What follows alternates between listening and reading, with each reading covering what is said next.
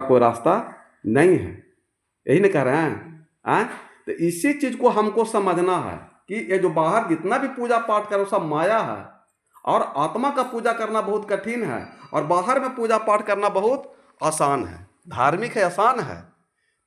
ये बाहर में पूजा पाठ करना आसान है, लेकिन आत्मा को सुख दे देना, शांति दे देना, माने जुआ नहीं खेलना, ताश नहीं खेलना, अंडा मांस मुर्गी नहीं खाना, ये बहुत कठिन है, क्योंकि ये आत्मा का पूजा होता है। तो आत्मा का पूजा करना कठिन है। इसलिए कहीं ना कि भारत एक अध्यात्म देश है। तो अध्यात्म मतलब भारत का मतलब भाव मैंने रथ, और रथ मैंने ज्ञान, भाव मैंने ज्ञान, रथ, और रथ, रथ मैंने लीन, जो आत्मज्ञान में लीन हो जाए उसे भारत कहते हैं। इसलिए कहीं ना कि गौ गोचर जहाँ लगी मन जाई, सो सब माया जानहु भाई। ये सब माया है। यही कृष्ण कहीं ना गीता में कि अर्जुन तू इस आंख से हमको नहीं देखेगा, तुम एक दिव्य दृष्टि देखते हैं, उस दिव्य दृष्टि हमको तुम देखेगा नहीं, देखेंगे गीता में। तो वो दिव्य दृष्टि दिए कृष्ण, और विराट रूप होकर के परमात्मा। इसलिए परमात्मा बहुत विराट न है, सुई का नोक भी जगह नहीं जहां पर खाली नहीं है। तो दिव्य दृष्टि देख करके वो दिखाएं, और कहीं ई आंख से तुम लक्ष्मण अर्जुन माया को देख सकते हो। वही तो हुआ कहीं कि मन से बड़ा बेहरूपी ना कोई, पल पल रचता स्वांगे निराले, माया मोह में उलझा रहे जो, पड़ जाए जो मन के पाले।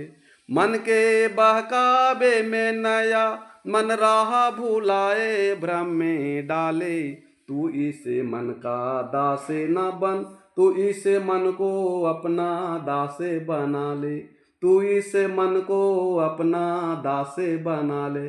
और जो मन को ठग लिया वो समझिए पूरा युग जीत गया, और मन इसको ठग लिया उसको सुअर में जन्म हो, उसको कोई नहीं बचा सकता है।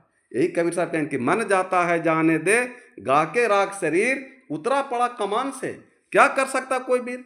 तीर है और धनुष है और लकीर भी उतरा रहेगा तो वो मारेगा।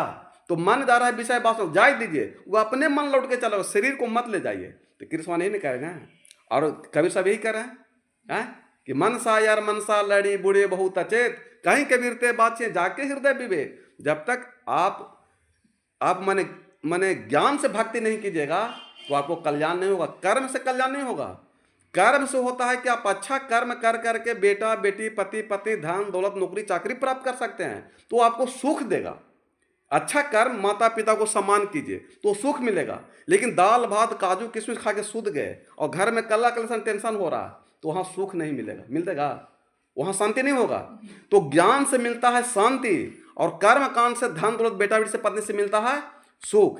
तो ये जो धन है ना, दौलत जो है, ये सब सुख देगा, लेकिन शांति मिलता है आत्मज्ञान से। इसलिए कहने कि आत्मज्ञान बिना नर भटके, कोई मथुरा कोई काशी रे, जैसे मृगा नाभि कस्तूरी, बन बन फिरत उदासी रे, मोहे सुनी सुनी आवत हासी। तो आत्मा की ओर लौटिए, और आत्मा रूपी बूंद में परमात्मा रूपी समुद्र समाये हुए हैं, उनको ढूंढिए, तब मोक्ष मुक्ति होगा। वही परमात्मा को आप लोग देना चाहते हैं कि दें कैसे? चलने में तो छेद है, तो सब तो नीचे की जगह अमृत हुआ, वो छेदवा तो पहले बंद हो जाए। बोलिए सदगुरुदेव भगवान की जय।